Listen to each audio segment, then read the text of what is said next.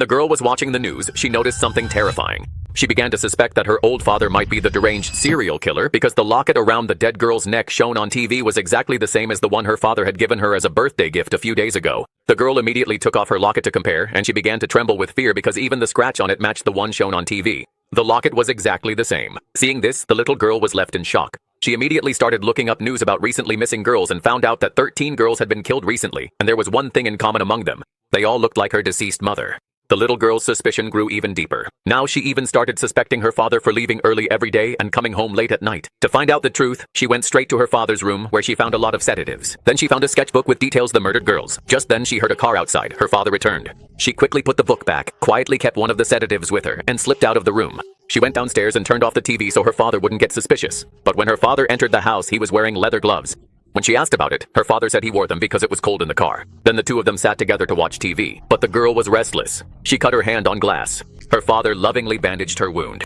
Seeing how caring he was, the girl couldn't believe that such a loving father could be a killer. She started doubting herself, but she couldn't sleep that night. Suddenly she heard some noises coming from the attic upstairs. When her father went up the stairs, it seemed like he was hiding something. The next morning, the girl talked to her father about the locket. She asked if it was secondhand. Her father said he hadn't paid attention. He said it was the only one in the shop. After breakfast, her father left for work as usual.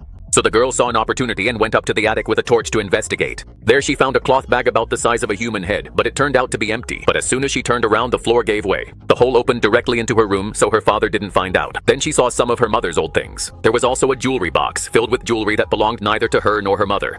As she started looking at them one by one, she noticed bloodstains on them. Now she was completely convinced that her father was the serial killer. Terrified, she started preparing to run away.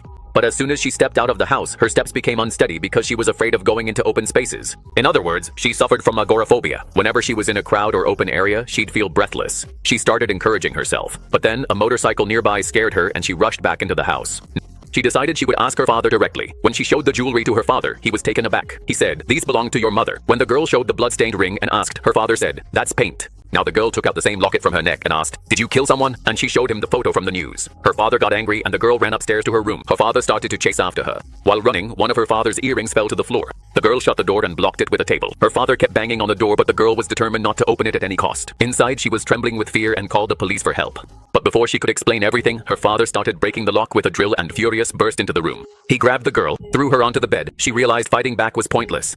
Getting up, she saw the phone on the floor. Looking, she saw the police number already dialed. Her father realized the police were on way. He tried to explain to her that if it weren't for him, she would have been sent to a mental asylum. He exploited her weakness and kept emotionally blackmailing her. In the end, the girl also became quiet. After a while, the police arrived. The girl didn't say anything. Her father told them that his daughter is afraid of crowds and is on medication for depression.